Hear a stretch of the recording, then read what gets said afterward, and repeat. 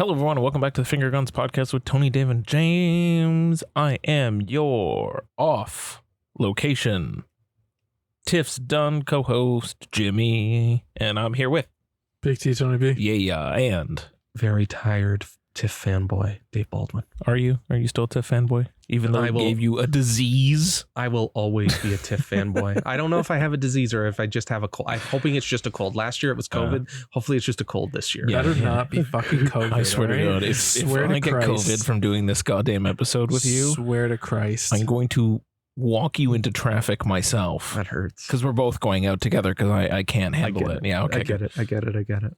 Yeah, I don't feel as bad as I did last year, so I don't think it's COVID. Well, at least. At the very least. Yeah. But it might be the bubonic plague. Who knows? Who's to God. say? As long as you don't go down the Harvey Firestein route, we'll be... Actually, you know what? Because I missed that. That was excellent. That wasn't fun for me. Dave walking into Bad Boys for Life going, hey, how's it going? Hey, you didn't have to take the fucking train with it, man. You cleared out a goddamn car. Oh, God, yeah. That was a good, excellent. That was a good time because everybody was starting to get scared about COVID and everyone left. Yeah. So me and Tony didn't have to be scared because it was good. That's very good because you were good. Was around us. Yeah, exactly. I was taking the train home. What was it? Thursday, I guess. My God, I should have opted to come with you because the first train car that I went on, the air conditioning was out and it was a sweat box. And then I was like, well, shit, I can't stay. Like, I was like, it was a relatively empty car because it was a sweat box. And I was like, well, maybe I can stay here. I sat there for like 3 minutes and went, fuck this, and started walking in the opposite direction that the train was moving. And I kept going and it was like full. I'm like, oh, for fuck's sake, am I gonna have to turn around and go back and just to have a seat? Nope. I ended up in the exact same train car that I took that morning. Nice. I don't know how I pulled it off, but I looked up because it was like, when it gets to Long Branch now, they're like, oh, these doors will not open. And it's like car 238. It was like, wait a minute, that was my car.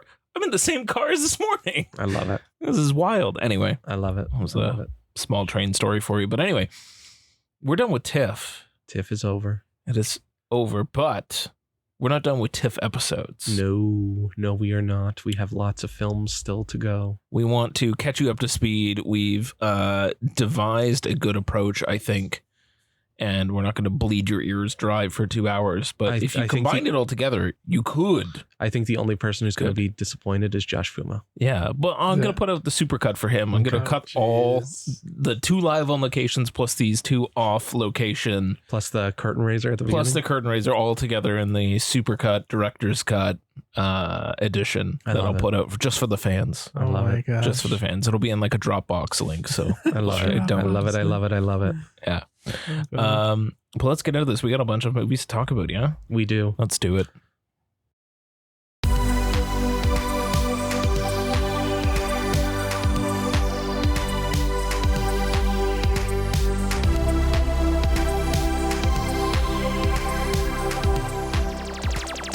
So Dave. Yes, sir. You took the liberty of ironing out a list of it fills up almost an entire 8.5 by 11 sheet of paper. Yes, and I didn't even include all the films on it. And that's not even all of them. So we've divided this out, but I'm going to let you drive this conversation then since you have the master list in front of you. I do. What are we starting with?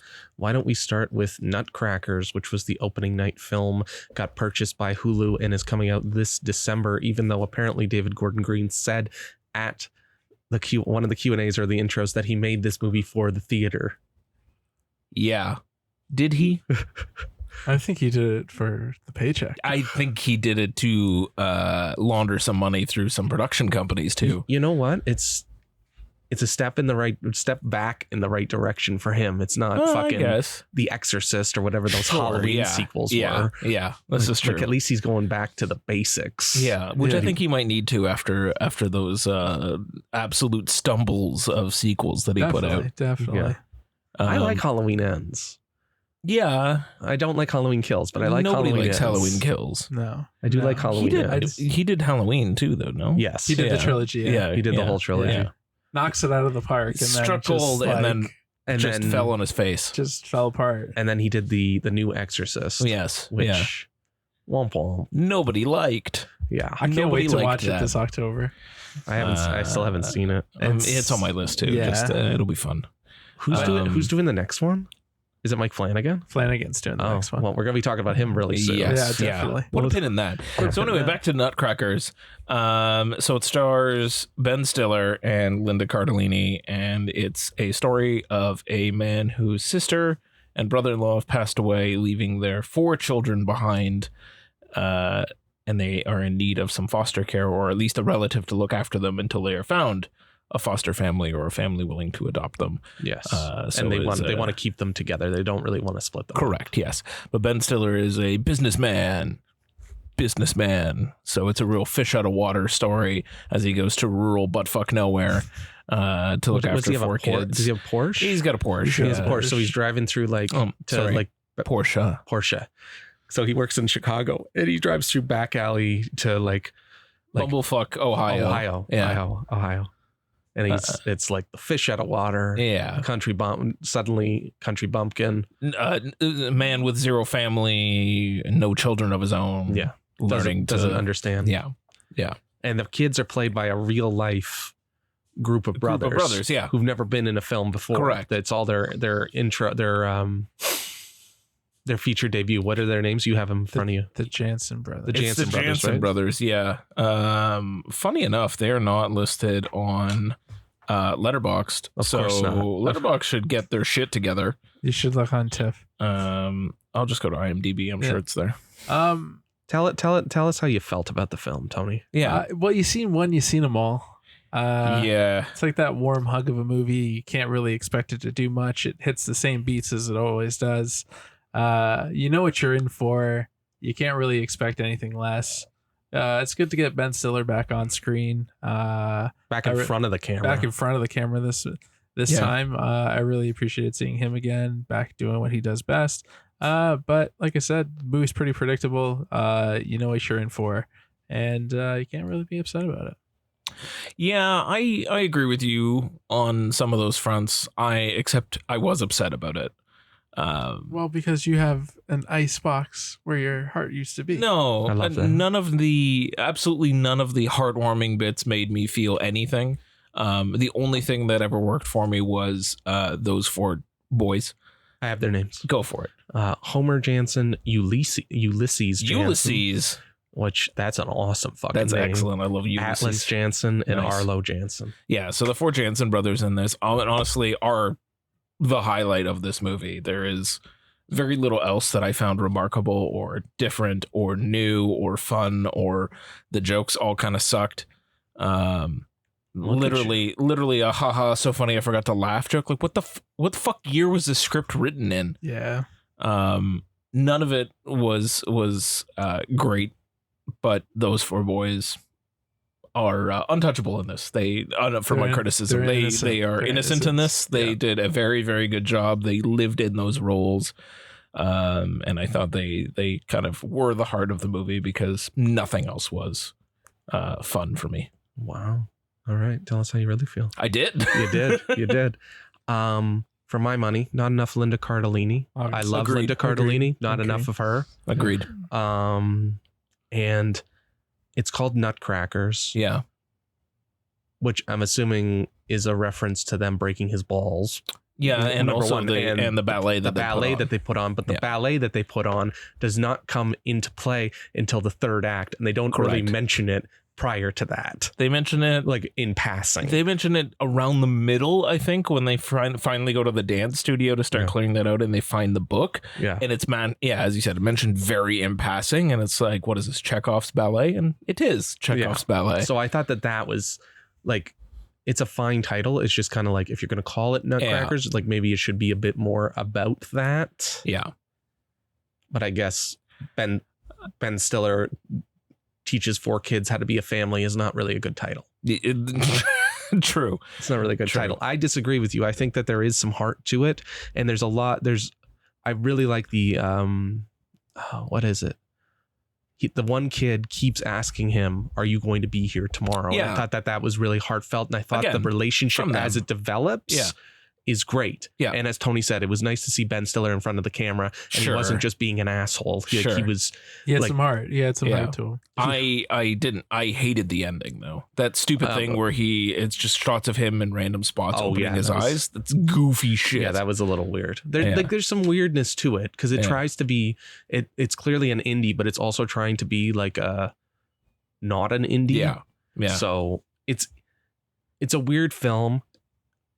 It's a perfect spot for Hulu to take it. Oh yeah. And like I'm sure people will watch it over the holidays. Yeah. Because it's definitely one of those movies that you just put on. Yeah. And you kind of like lightly pay attention to. Yeah, it's a background movie for sure. And I'm sure that people who have foster kids or adopted kids will really empathize with some of the struggles that happen here. For sure. But yes, it's not the greatest movie, but then again, the TIFF opening night movie is not always the greatest. Yeah, fair enough. We're talking Score a Hockey Musical, guys. Yeah. This is true. So it's passable. I'll watch it again in passing. I will not, but that's fine. If it's on in the background, I'm just not going to pay attention to it, but I'll know what's there. What's next? Let's go with Presence, the new Steven Soderbergh joint that Tony and I saw on Friday the 13th. Excellent. Yes. So just before you get into it, because the only things I know about this was we did go in conversation with Mr. Soderbergh himself, which was great the night before, which was very good and very insightful. And he did talk a little bit about Presence. So I had no concept of what this movie was other than, new Steven Soderbergh film. So now go talk to me about it. Talk to me, Goose. So I won't spoil it. It's really simple. Mm-hmm. It's a ghost story told from the ghost's perspective. Right. And so the others. Not quite. More art house. Sure. And basically a new family moves into a house and there is something very, very wrong. With the family. Okay, that's interesting. It's basically a family drama. Yeah. And the camera is the ghost. And the camera is the ghost. Interesting. And it's told in this. Soderbergh does this this style. I wasn't really on board for it, but Dave, once you start getting used to it, it takes a little bit. To get used to. It's like little snippets of this family's life and how it progresses, basically. Yeah. Because like every scene ends on like a hard cut to black. And then it goes back. So it's almost like a found footage movie, but like not found footage. Right. Found ghost memory. Basically. Yes, sure. And it's like the camera is constantly moving. Like it would basically be like an entire like one take almost. Oh, because it's literally just the ghost just following the family. Yeah. It is all one take. Yeah. Neat. Like the cut is the cut. The cut is the cut. Yeah. So but it's everything in between those cuts is. I would say it's more like a play. Interesting. Because the ghost is watching the one room. Right. And then before it cuts, it'll go to the next room. Or it'll go down to the downstairs to the basement type thing, or the ground floor type thing. Right. So it just keeps weaving and you just get a sense of who this family is. Interesting. And what's going on with them, because they all there's something going on with the parents. The daughter is she's mourning the loss of one of her best friends who died of an overdose. A suspicious overdose. And then the brother is an overachieving piece of shit. Oh, okay. Sure. Right. And then there's a lot more to it. And they didn't want us taking pictures or videos at the Q&A. So I have a feeling it was because they don't want us to kind of let out the secrets of this movie. Fair enough. Which aren't exactly the deepest thing in the world, but it's still, it goes to pictures. What? That was what was weird. Picture? That was weird. But I thought it was interesting. I know people don't like it because it does take a while to get used to. Oh, okay. Yeah. Because of just the way that it's just the way framed. that it's framed. Yeah. Right. Because it's literally a play and then cut. Yeah. And then cut. And then some of the special effects are a little janky because the ghost does a few things and like it's a little janky, but then other parts you're like, oh yeah, that looks effective. Cool. All right. Like Tony said, it's like a found footagey, avant-garde play. He's doing something new. He's pushing the envelope. He's experimenting. He's doing something new. That's what he's always done. I was going to say this is like Steven does one for them and then one for him. Or sorry, like a zillion for him. 78 for him. This is one of the ones for him. Yeah. Right. So like the more I think about it, it grows on me. But I feel like I like it technically more than I do story Oh, okay. wise, right? Sure. But the story does pack a little bit of a punch, and there is a little bit.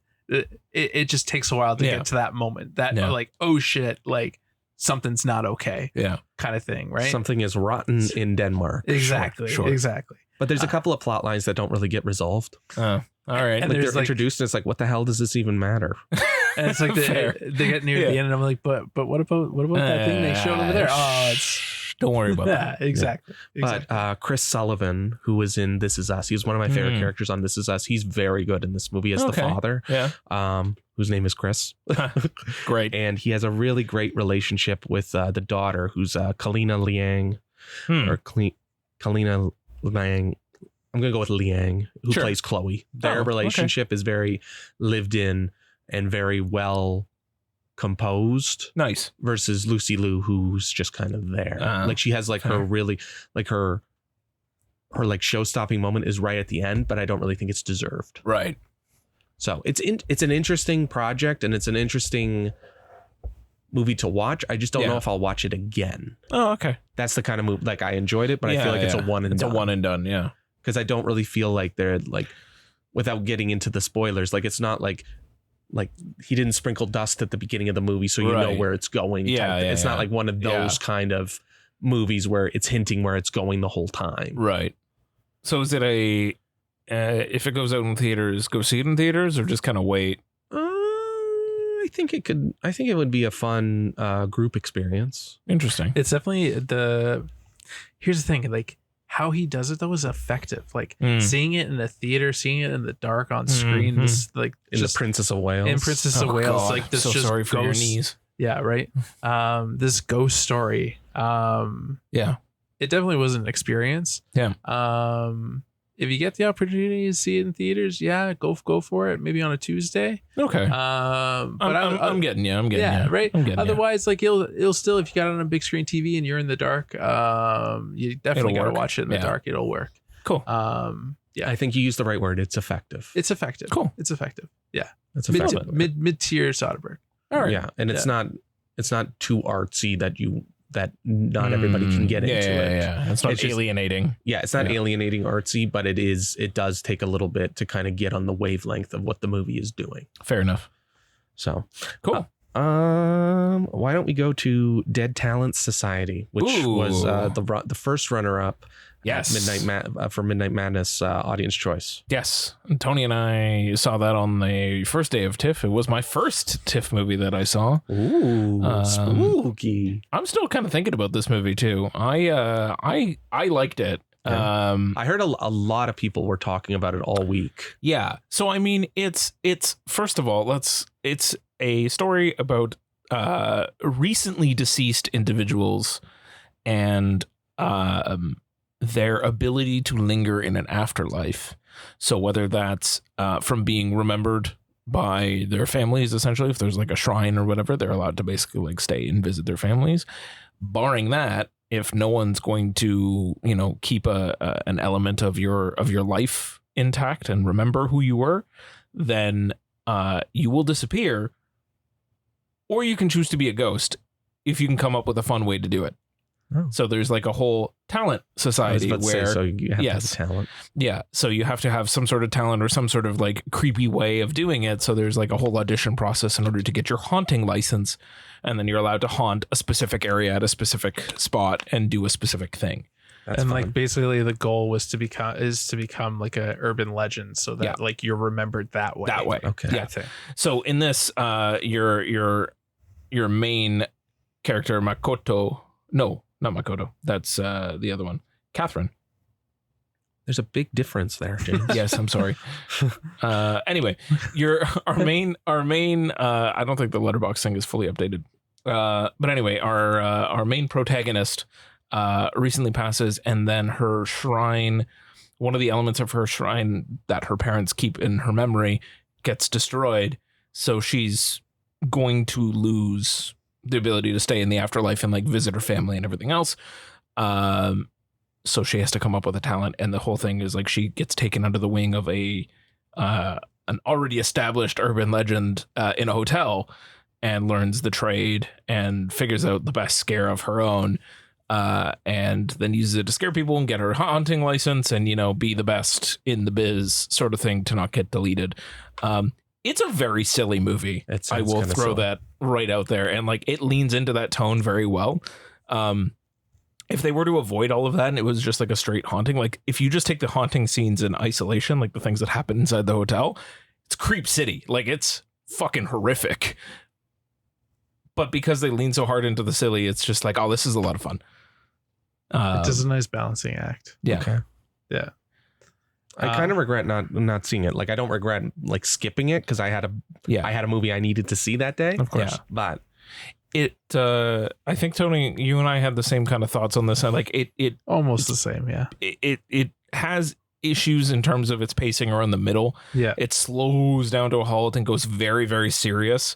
So it's trying to do a balancing act, but at one point it falls too far to one side and becomes too much of a drama and a melodrama for a bit before switching back over. And somebody ran out in our press screening because it just got too real, because like all of a sudden it just comes and it just fucking hits you and you're just like, whoa, wait, what? I thought we were laughing and now we're not laughing. I'll put it out there. There's trigger warnings about suicide for this movie. And yeah, so it's, it was dealing with themes of like, living up to your parents' hopes and dreams, not being good enough, not being talented enough, not being, and it's an Asian film, right? Yeah, seeing yourself as less than. And I don't want to play on stereotypes, but this sounds very, the stereotypes it seems to fit. It does. But yeah, there was a girl sitting at the end of our row that Tony and I were in, and she was like uncontrollably weeping during that moment and had to leave and like compose herself and come back and finish the movie. She was able to finish it, but she came back. Yeah, she had a real tough moment, so I can see this really like impacting people. At least she came back, because there was a movie I saw last year. I believe it was How to Have Sex, which is not an easy movie to sit through, and somebody left weeping and did not come back. Yeah. So they also tried to awkwardly get out the exit door that doesn't really open. So they had to like run out. And it was super awkward. I feel for that girl. Yeah. But she did not come back. Yeah. This one ends up being, I feel, a bit too long because of it. And you feel it because of this hard pump of the brakes in the middle. And then because it comes to like a screeching halt, right? It has that unfortunate thing where it has to work itself back up, and then it's like, oh yeah, okay, this is what it's trying to do. It's like pull cording a lawnmower, to try to get it back running again. And once it gets back running, it's fine, and you're pretty great all the way into the end. Like, I think it ends quite well. Yeah. But yeah, that moment kind of drags it down and doesn't make it a great experience, but I really enjoyed it. I had a lot of fun with it. It was silly and fun. Nice. Yeah. Nice. So it deserved runner-up status? I think so. I'd say so. Yeah. Okay. Well, I guess it just makes sense to go with the third place in Midnight Madness. Sure. Which was Friendship, starring Tim Robinson. Oh, God. And Paul Rudd. Yeah. And Kate Mara. And it was just purchased by A24 today. So I had good for it. Good for it. I had the privilege of watching that on my last day on Saturday.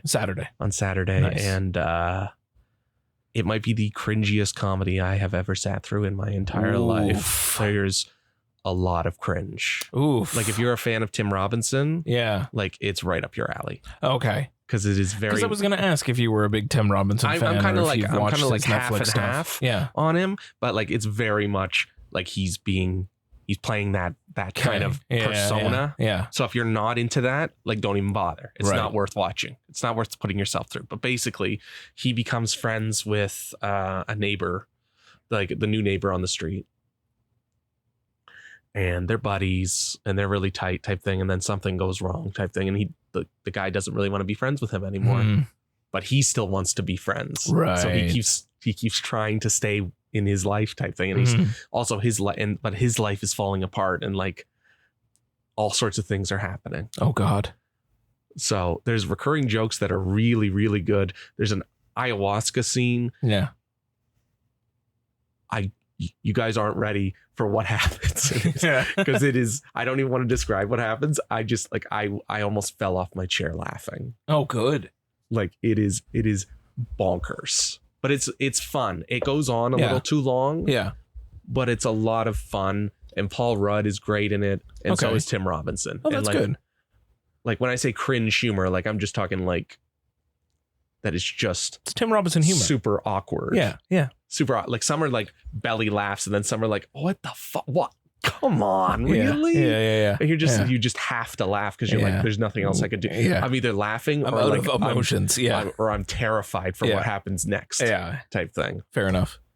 But yeah, it goes to some dark places, and it's definitely Nice. worth watching with the crowd because the crowd was eating it the fuck up. Amazing. Nice. So yeah, I'm glad. So big I'm glad- recommend. Or? Big recommend. As long as you like Tim Robinson. Yeah. Okay. Yeah. Caveat Tim Robinson, Caveat but Tim otherwise Robinson. recommend. If you do not like Tim Robinson, I cannot stress enough that you do not want to watch this movie. Yeah. And if you have never experienced Tim Robinson, do that first. Go watch one of his Netflix shows. Go find some reels on Instagram. Do that first. Understand if you like it, and then go. Yeah, because if you do not, Yeah. you are going to hate every single second of this movie. Yeah. Fair enough. That's fair. Fair enough.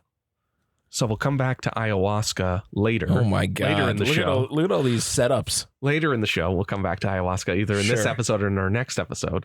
But James, tell me about Without Blood. Oh, do I have to? Yes. Okay. Written and directed by Angelina Jolie, which was the entire selling point for why I wanted to see it, but actually not really there because it also has Salma Hayek, Pinot, and Damien Bashir, right? and Damien Bashir. And fucking Angelina took that hug like a champ the other day. Did you guys see the video of it? No. So like there's a crowd Oh, and they're yes. doing the autographs Sorry, and yes, the pictures yes. and stuff, and somebody weaved out of the crowd Yeah. and went up and hugged her, and Yeah. security was like, what the fuck? shit? Yeah. And she took like Angelina was like Oh, no, it's terrified, okay. but she was also like, it's okay, this is cool. Yeah. But she was also had this look in her eyes like, what the shit? Fuck? Yeah. Good for her for making it through that. Not great for her for making this movie. Rough. Oof. I'll give you sort of the synopsis. A band of 3 guys are out for revenge following a civil war. Okay. They extract their revenge, Okay. leaving a child alive. Okay. Flash forward some 50 years, and the said child, now Salma Hayek, and said one of those 3 guys that came for revenge, Damien Bashir, have a sit-down conversation and reminisce about each other's lives and the life that each of them had in the following 50 years since that incident. I'm guessing 50 years. I don't fucking know. The timeline doesn't matter. The point is, the first bit of this movie, the first 10 minutes, which also, if you read the synopsis on Letterboxd, that is all it's saying, is the exact first 10 minutes of this movie are excellent. It actually made me wonder while I was sitting there, I was like, where the fuck is this movie going? Because she's directing the hell out of these sort of Western, sort of like guy from the West coming back and seeking revenge for the atrocities of war, like a really classic Western setup in the beginning that is shot beautifully and super intense and had me at the edge of my seat. And then the movie just pivots to this conversation over coffee, tea, and dinner that was like, what the fuck was, why, what? And it's literally just being told in voiceovers and flashbacks for the rest of the movie. And it fucking sucks. Like, it's just so boring. That's rough. It was tedious. That sounds really riveting. And it was like the bait and switch was the problem with it, because it was just so good for those first 10 minutes. I'm like, I would kill if she kept those 10 minutes momentum going and like found a way to craft a really cool Western written and directed by Angelina Jolie. I would be 100% on board. If it was 50% of the first 10 minutes for the rest of the film, I would have still been on board and been like, man, this was actually pretty good. What the fuck? You squandered such a good opening and such good direction and framing and cinematography and wasted it on this conversation that just never ends and is just small flashbacks about a sad child's life as her entire family was murdered. Rough. Anyway, hard no on that.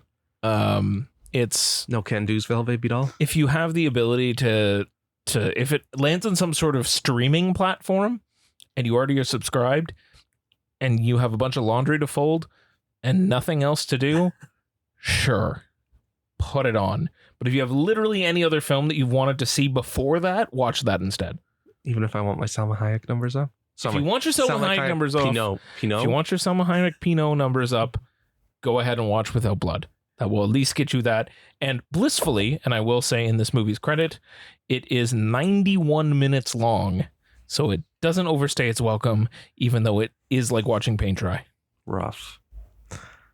That's a bummer, man. Yeah. So, All right. All right. I don't know where to go from there. Tony, tell me about Young Werther, Oh fuck. which is no. Canadian. Oh jeez. Okay, Young Werther is about one of the most despicable, toxic, narcissistic ass clowns I've ever experienced in cinema. wow. That's a lot of something. Yeah, It's a retelling. It's like a modern retelling of a classic, like a classic novel from, I think, the 1700s. Oh, Yes. okay. What was it? It was Sorrow of the Young Werther, wasn't it? Yes. Anyways, basically, long story short, this guy, he's there from Montreal to pick up his mom's piano. Mhm. His mom's passed away. Mm. Piano. It's not a piano. It's like an ornament or something. No, it's the piano. I thought he has to get that ornament thing. He's there to get something for his mother. Sure. 1770s novella, The Sorrows of Young Werther. Yes. All right. Yeah, there you go. He's there. He meets a girl. The girl invites him to a party. He's like, cool, whatever. He's like, he's hip. Goes to this party, falls in love with the girl, and then makes it his mission throughout the entire movie to win the heart of that girl who is engaged to another man. Oh, all right. And he becomes best friends with her. Sure. And off you go. Okay. Yeah. Okay. I hated this fucking movie. Wow. I hated Douglas Booth. I wanted to strangle him Oh, with a wow. goddamn wet noodle. With a wet noodle. Wow. Like, wait, like a cooked spaghetti or Yeah, a wet like- pool noodle? Like a wet pool noodle. Oh, I just pool wanted to noodle, okay. strangle the shit out of him. Yeah, for the weight. Yeah. You can't do my boy Mike Ross, fucking Patrick J. Adams. You can't do him dirty. He is. I mean, an you absolute- can. You can, and he he did. tried. But no. There's a moment where he gets his ass kicked, Oh, okay, and rightfully okay, so. okay. He should.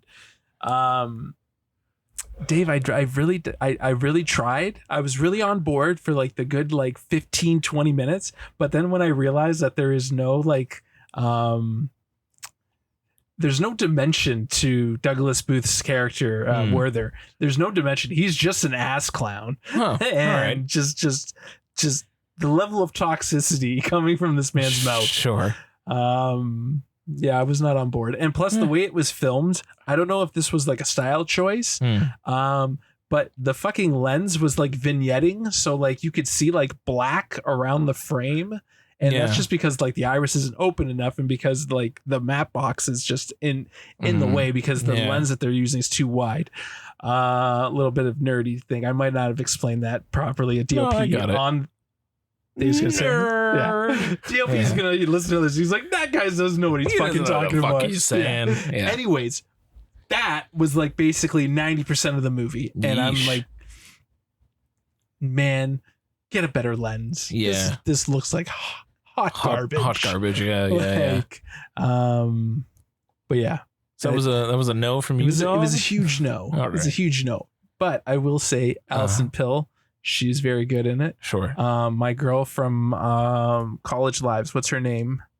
Amrit? Amrit. Amrit Kaur?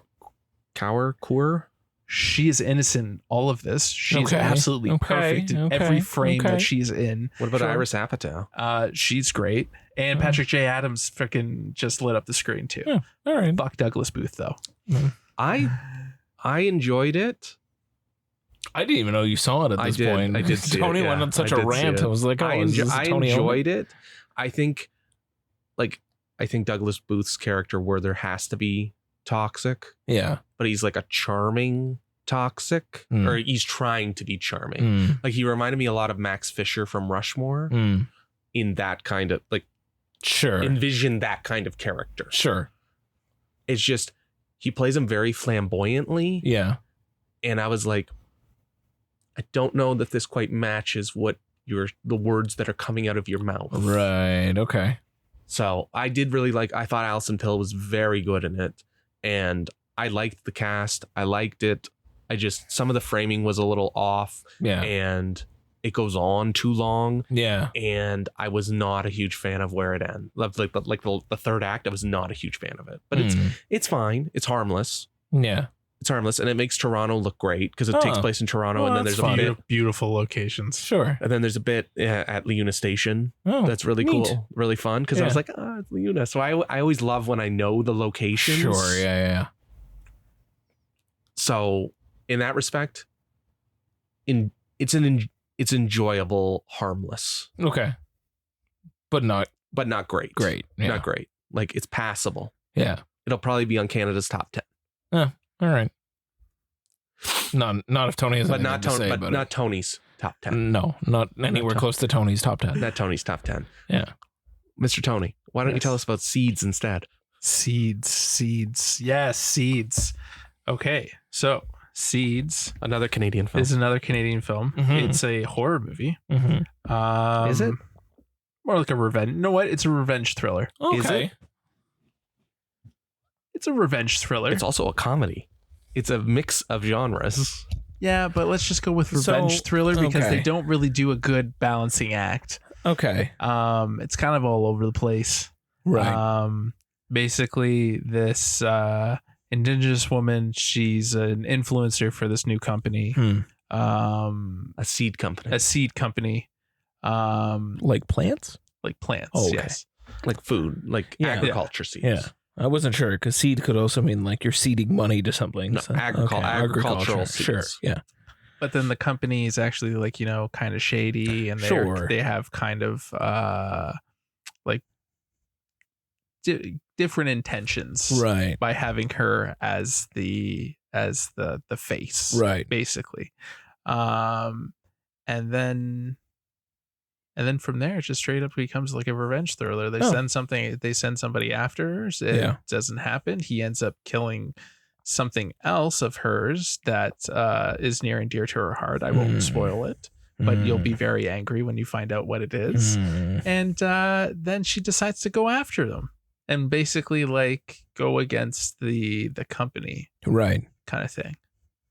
I liked this movie Okay. for the most part. Okay. It was all over the place. Yeah. Doesn't seem like it's it blended its genres well. It's the feature debut of this this young actress who is on Letterkenny. Letterkenny. I'm going to butcher her name really badly. Kenai-Tio Horn. Oh, her. She Yes. plays Tanis. Yes, on I'm Letterkenny. exactly aware. I'm of who saying she it. is. I'm Yes. saying it for our listeners. Yes. And if you want to know how to pronounce her name properly, if you go to her Twitter profile, I think one of her pinned videos is how to pronounce her name properly. I'm just going to go with Miss Horn. Miss Horn, sure. She's also in Reservation Dogs. Yes. If anybody watches Yes. that show, because that show is criminally underrated, Of course. and Yes. she's excellent in that too. The character who plays her cousin is Dallas Goldtooth, who's also on Reservation. Yes. So it has a great Indigenous cast, and yeah, it does have a problem balancing the genres.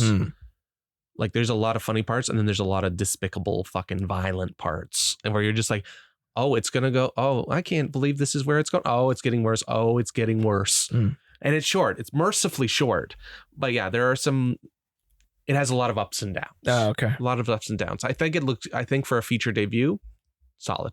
Oh, all right, good. Solid. I liked it better than Young Werther, which we were just talking about. Oh. But I think it could have been improved with a little bit of tightening and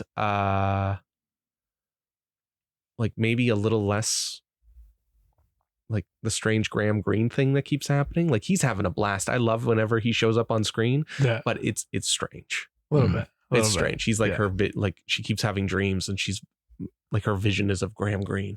Fun.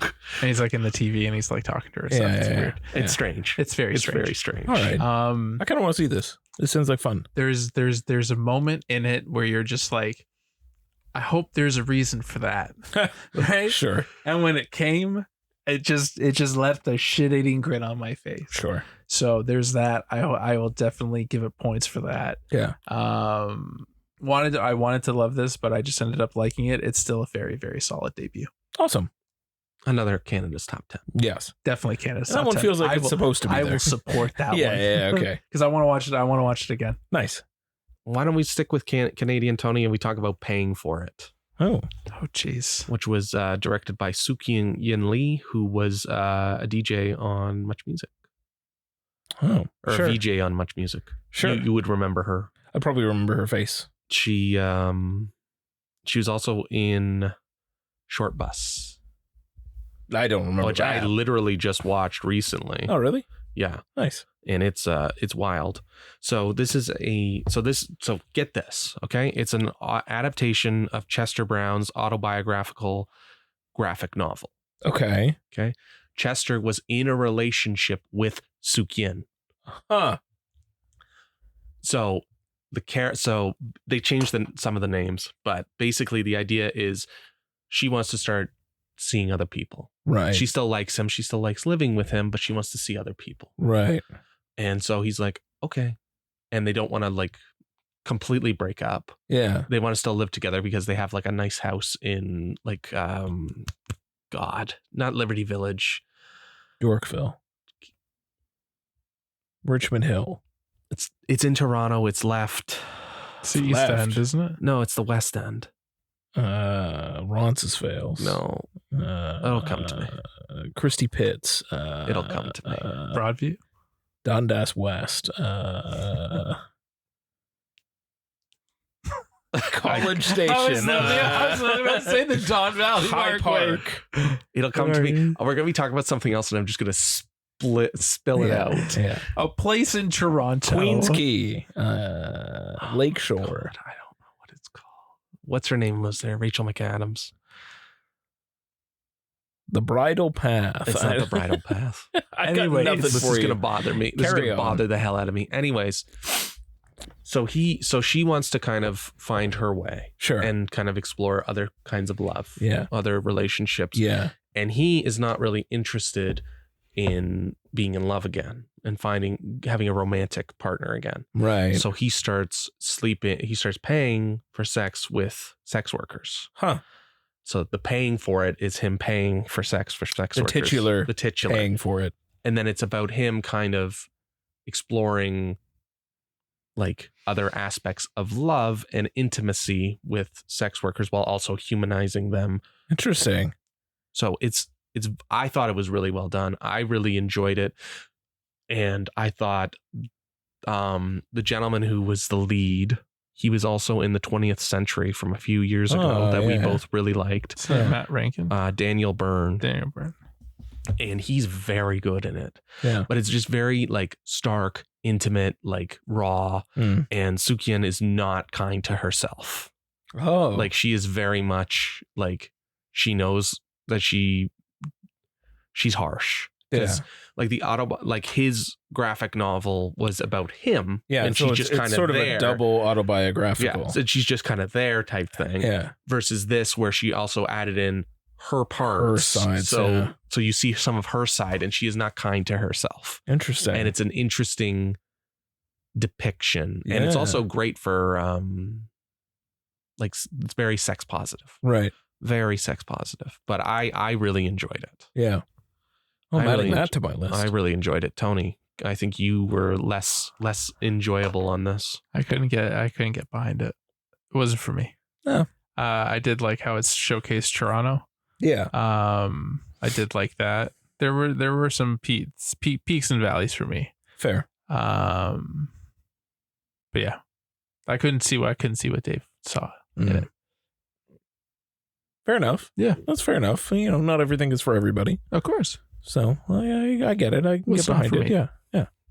So the other thing I was going to mention is one of the characters that comes up later is played by Andrea Werhan, Mm. who is the author of Modern Horror, Oh, okay. which is she was a stripper and an escort. Yeah. And she kind of wrote about her experiences, and I think they're making it into a movie now. Oh, and she's interesting. very good in it. And she Cool. has very good chemistry with Daniel Byrne. And then Emily Lee is who plays Sunny, who's Sukyun's avatar. Yeah. And she's also very, very good in it. Interesting. I really enjoyed it. Nice. I thought it was great. I'm sorry that Tony sucks. I mean, look, Tony cannot like everything that you like. It's you true. are two different people, as much as other people don't understand that. I don't think anybody understands that. Yeah, well, I do, because I have to sit in a room with you chuckles for too much of my life. Are you guys brothers? No. No. Irish twins. No. I don't even know this gentleman. Yeah. I just bumped into him in the subway and he just kept coming. Fuck, when all three of us went into the press office and I can't remember who was in front of me, it looks at your name and reads it out. And then she looked at Dave's next and was like, oh, another one. And she came to me and she's like, are you another one? I was like, no. No. Sad times. Sad times. Anyway. James. Sir. Tell me about Disclaimer. Oh. Yeah, that's Apple, why. And you know what? I was trying to figure out, sorry, I was referencing my list of TIFF stuff, and I was like, why is this not in my list of TIFF stuff? And of course it's not in my list of TIFF stuff. It's a fucking TV show. Shit. That makes sense. So I watched the first 2 episodes because they did a special presentation of the first 2 episodes of TIFF. Cool. Kensington Market. Kensington Market. Took you a while, but took me a while, but nice spot. All right. Good patties over there. Disclaimer.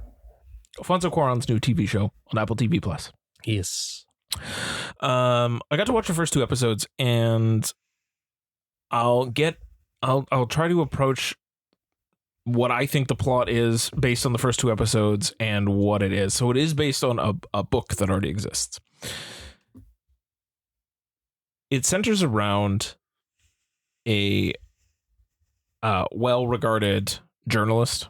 He's very famous, written a lot of great articles, who did something bad on vacation one time that ended up with someone dying.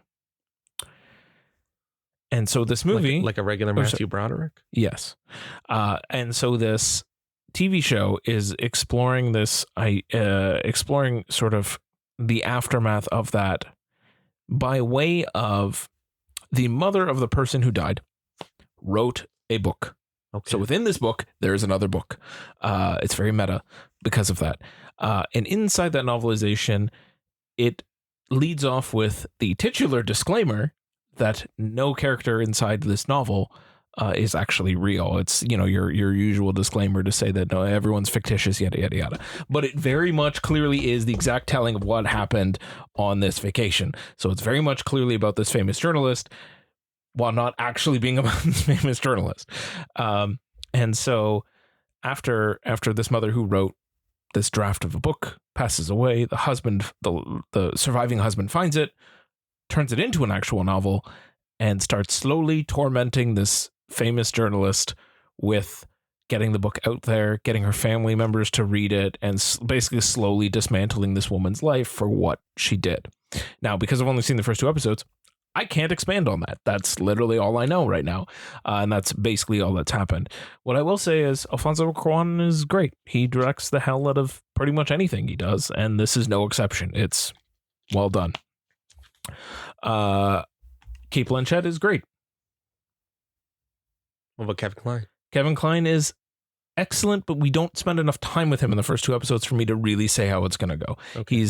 He is the surviving husband. I caught that. Yeah. So far it's really piecing it out piece by piece. So it's a little bit more Kate Blanchett than anything else at the moment. The one criticism I sort of have on it, while I am intrigued about where the show is going to go, the one thing it keeps doing is it has narration, but it feels like book narration. So, it'll be like Kate Blanchett laying on her bed, on her pillow, with her eyes open and looking dead down the camera, and the narration will be like, you can't sleep because you are trying to find a way to protect your family from all of this, and you have memories flooding back from you from all of this stuff. And so you get out of bed and you just begin your day. And so that happens throughout the first 2 episodes, where there'll just be moments where that happens. And it's like, why? I get that it's meta and it's a book and a book and a book and a book and whatever. But why? Because if you're filming this and I'm seeing the actor, they should be able to act this. Yeah. without you needing to give me the inner monologue of their thoughts, as if I was reading a book. I'm not reading the book. I'm watching the show. So that's sort of my one big criticism about it, and one thing that could aggravate you if you start watching the show. But I still feel like there's a decent enough mystery that will parse itself out over I think it's like 8 or 9 episodes or something. It's like 7 or 8, I believe. Yeah, 8. Yeah. So that's a disclaimer. And it comes out, the first 2 are drop on October 11th. Yes. So very soon you get to at least catch up to where I was, and then I will continue on from there and see how the rest of the show goes out. I'm going to watch the rest of it out of nothing but curiosity, since I've already committed to 2 episodes, and I'll get back to you once we hit the end. Fun. Cool. Why don't we do The Room Next Door? Yes. Which is Almodovar's latest film that won the Golden Lion. It sure did. At Venice. It sure did. And it comes out in December. And it stars Julianne Moore and Tilda Swinton. It does. It's they're old friends. Julianne Moore is a writer, and Tilda Swinton is a war correspondent. Yes. And they're old friends, and something has happened that brings them together. And then it's a lot of conversations about that afterwards. Yeah, about that event and about each other and about their lives, and In the titular room next door. in the house with the room next door. Yes. In typical Almodovar fashion. Yes. Yeah. And I feel like it is necessary to mention one of the big subjects of this film, which is euthanasia, guys. Euthanasia. Yeah. That is one of the key subjects of the film. So take with that what you will. Yeah.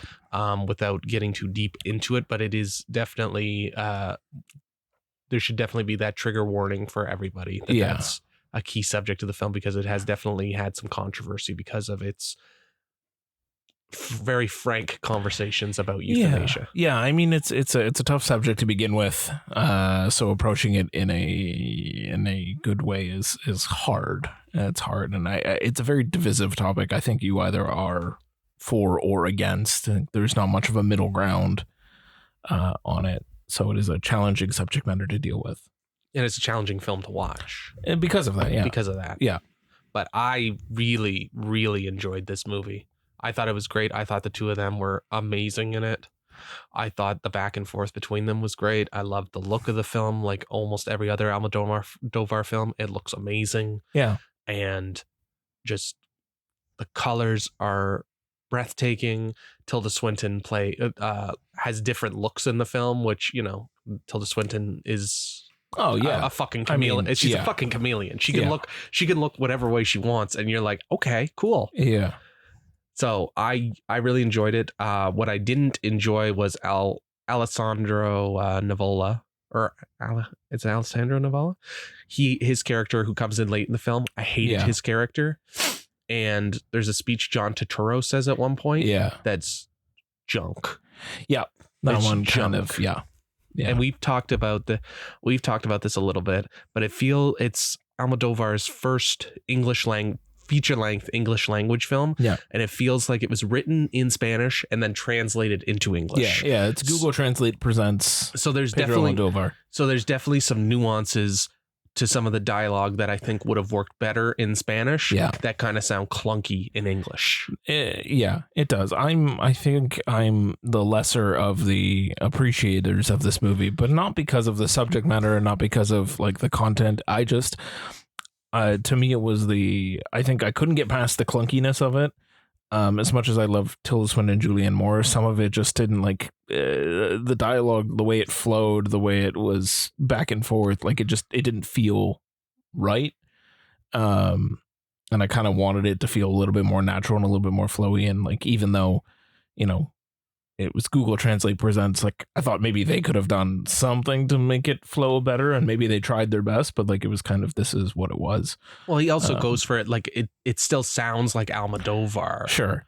Like some of his dialogue, like there's like I think the only other person I can think of that does it is like Yorgos. Yeah. Where like there's like a very like it's very frank, very like cold. Yeah. Yeah. And I think his dialogue, even in his Spanish films, is very similar to that. Yeah. It just didn't, I don't know. It didn't have maybe the impact or effect that it had on other people. And I was just kind of mid on it. Not saying it's a bad movie by any stretch of the means. Like I didn't hate it. I didn't love it. I liked it.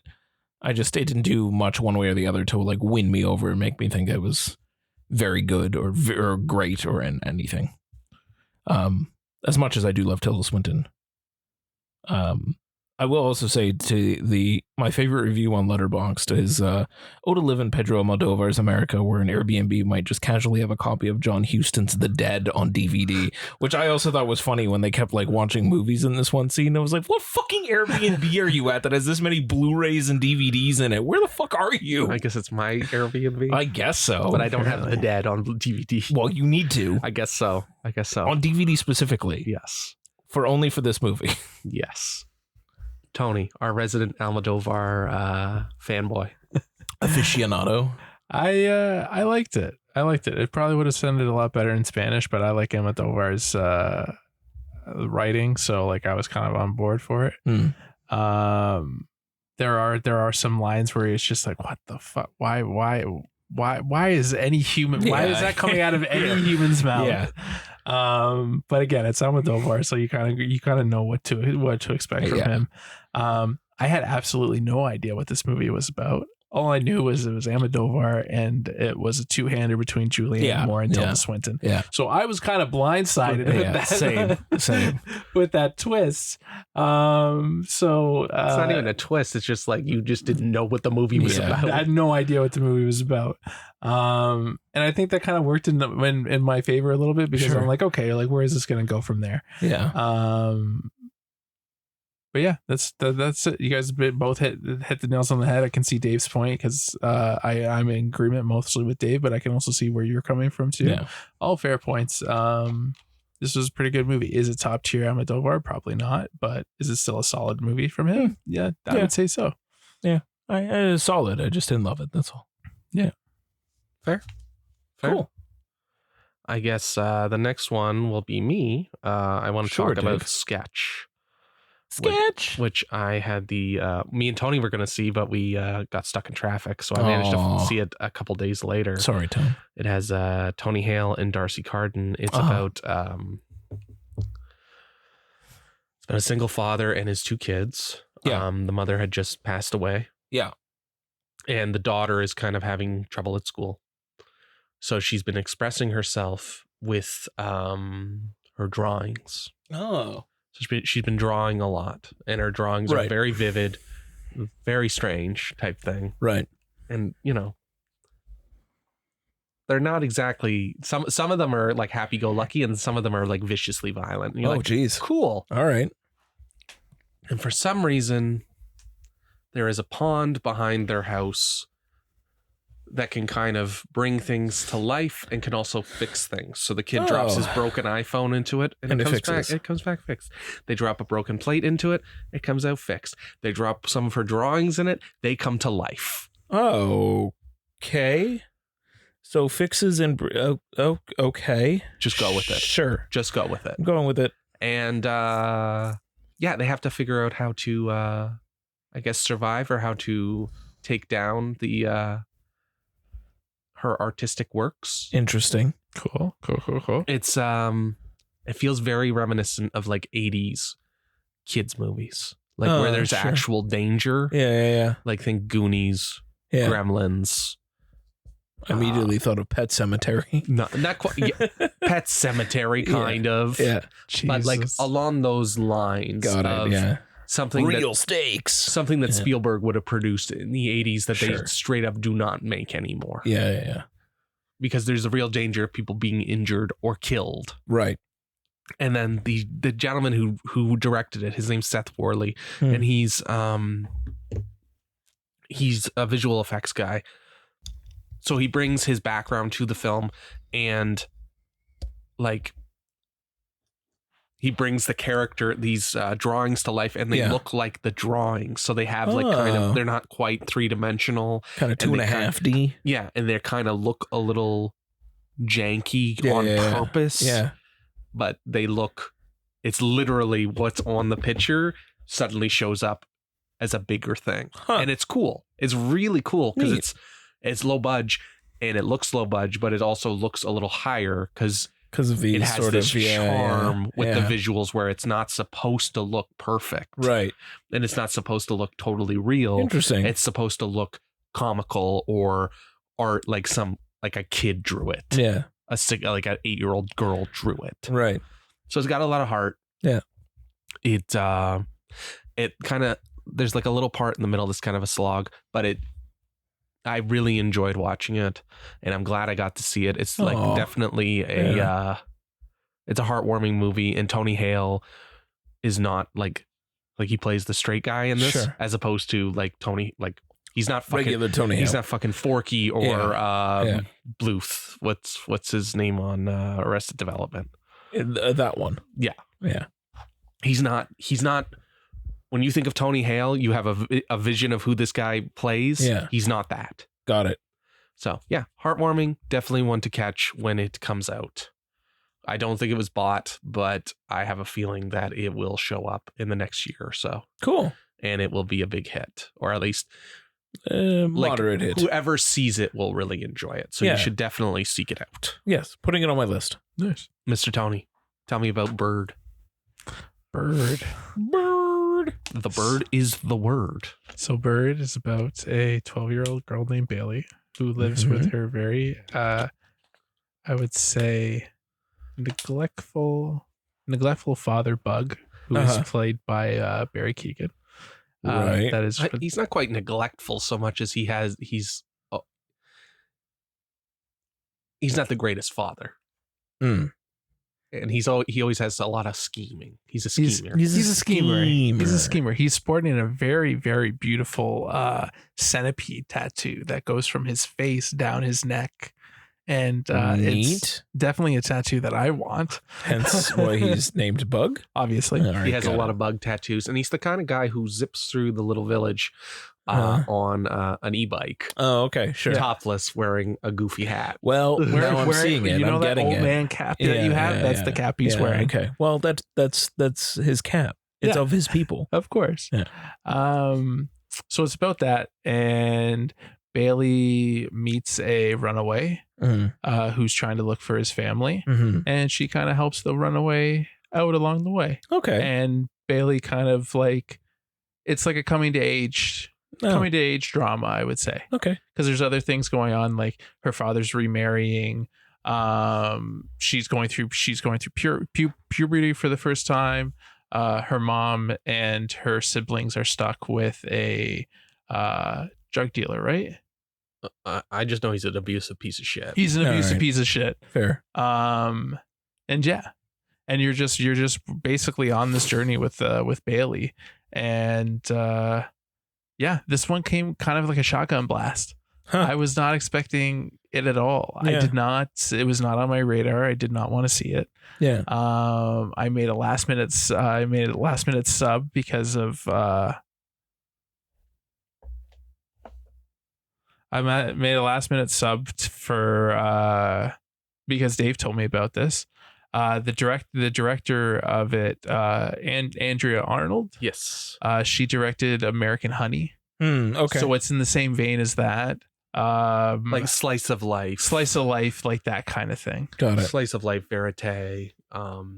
You're Just like a fly on the wall as this character is going through the trials Got it. and tribulations, basically. Got it. I I really like this one. Cool. Definitely seek this one out for sure. All right. Amazing acting. Everyone's firing all cylinders. Dave, hit me with the cast there. Nikaya Adams is the lead, Bailey, your boy Barry Keoghan, and Bird, who is, well, the titular Bird, Yeah. who is the runaway you were speaking about, is Franz Rogowski, who is a real piece of shit in Passages, which came out last year. So it's really it's wild seeing him kind of like pivot to like this like soft-spoken, like lovely, like misunderstood weirdo type thing. It's a very silent, like it's a very physical performance, and he's a weirdo in it, but he's very like he's not chaotic at all. Like his performance in Passages, like he is a fucking wild man. He's very chaotic all over the place. Yeah. And this one, he's like sweet and soft and very gentle. All right. Incredible performance. I really, really liked him. Cool. I thought Nikea Adams, who is a newcomer, she stole the show. Yeah, She's incredible. Neat. She's incredible. You kind of hang on everything she does. Yeah. And she just has like a naturalistic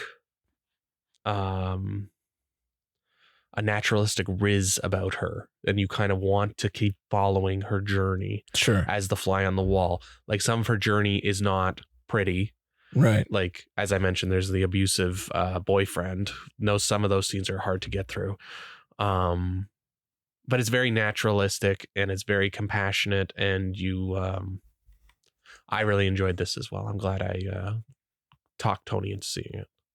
Cool. Because it was definitely one of my favorites of the festival. We saw it on the first day, and it was one of my favorites. Because it's definitely stuck with me. And fucking Barry Keoghan's fucking centipede tattoo has not left my mind. Yeah. And he's really finding a niche for playing, like,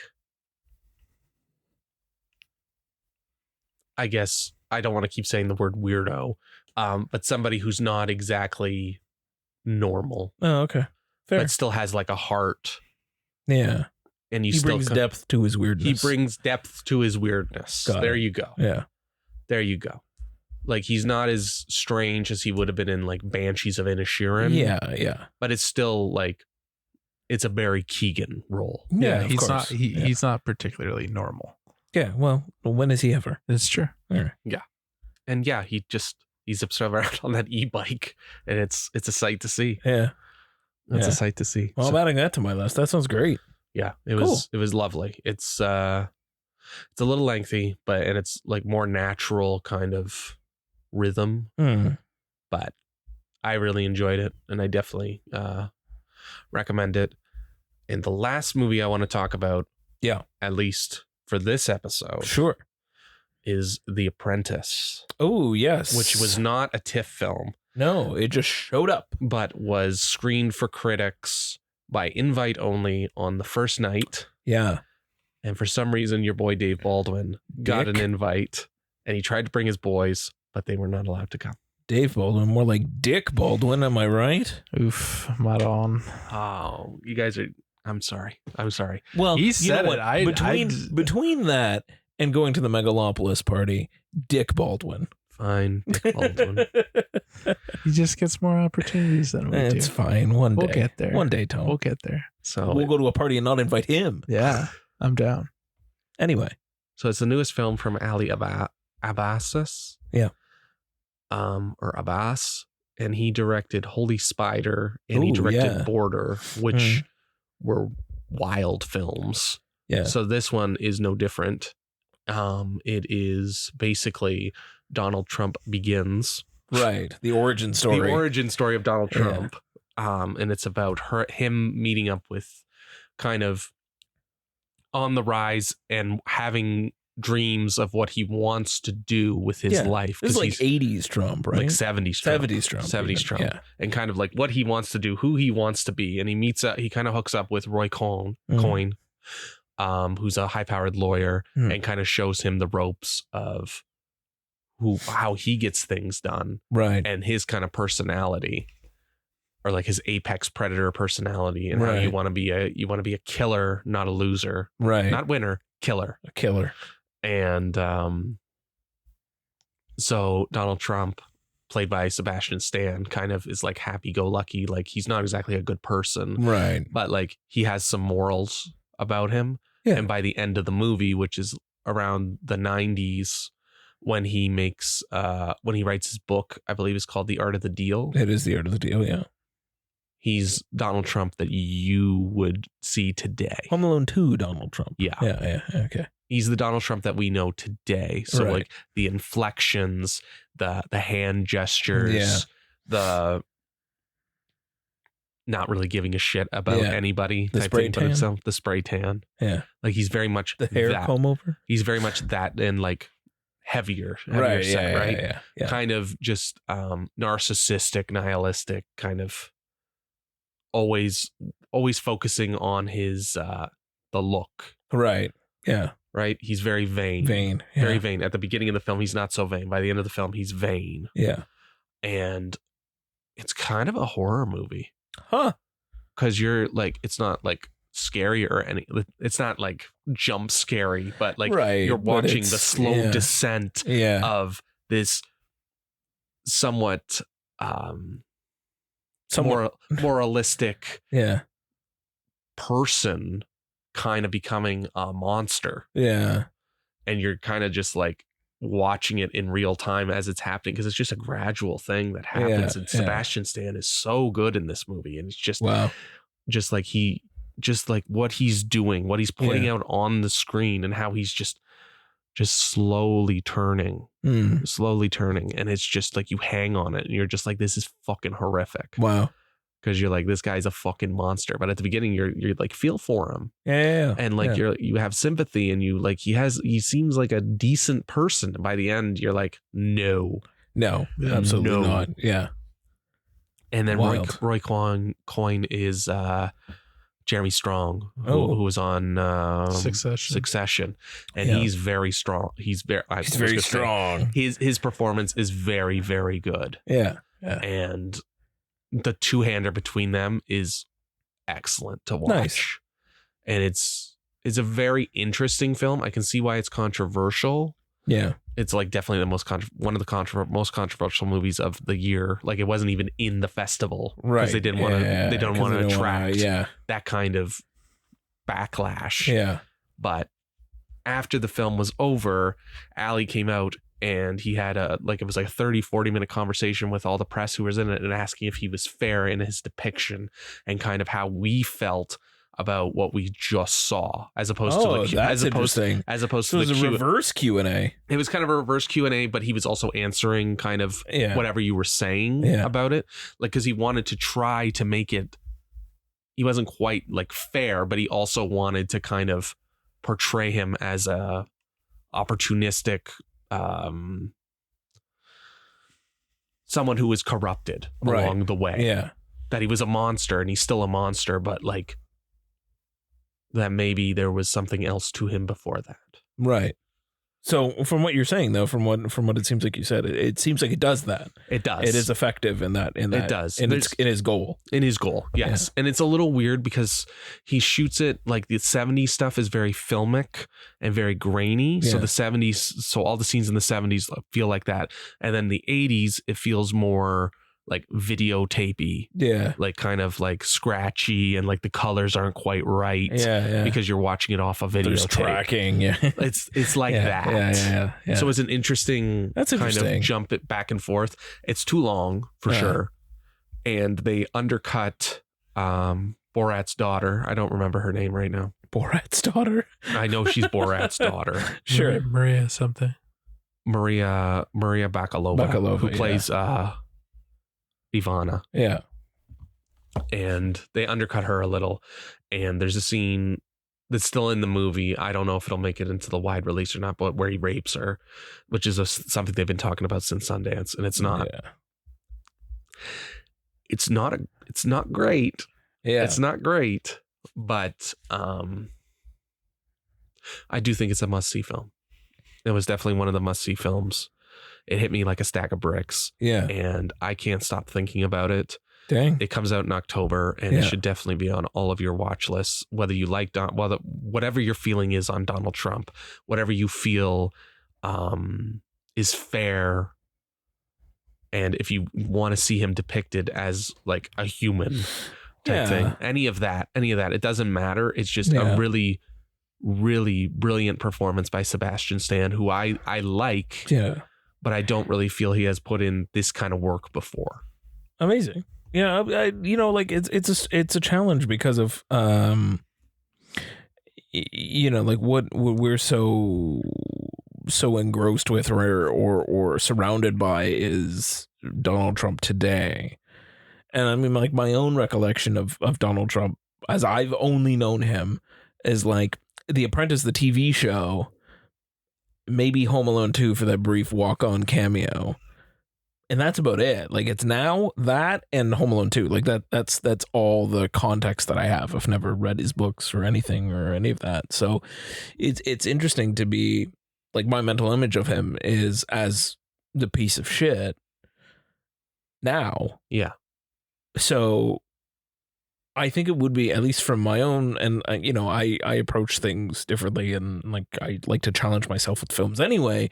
So I think it's like it's an interesting thing to just go for something like that, and like it might change part of your opinion, and like remember that while he is a piece of shit and who he is now, he's still a human who was once something and has devolved into this. But like there is an arc there. So it is an interesting idea. I don't know how it's going to be received, but I will for sure check it out because I am intrigued about what that means. Yeah, he definitely wants it out before the elections. Election. Yeah, that makes sense. For the election, but it does a good job of humanizing him, and it's going to be hard. It's a challenging watch. Yeah, but it's definitely a must see. Nice. But is that where we're going to leave it? I think that's where we should leave it. Cool. So this is I guess this is our fourth TIFF episode. Yes. So we did quite a big roundup here for you guys on this one. We have still quite a few more to go that we want to get through. So let's take a break here. Let's take a pause. Go get yourself a nice water, and we'll see you in the next episode where we will close out TIFF once and for all. Yes. Thanks, everyone.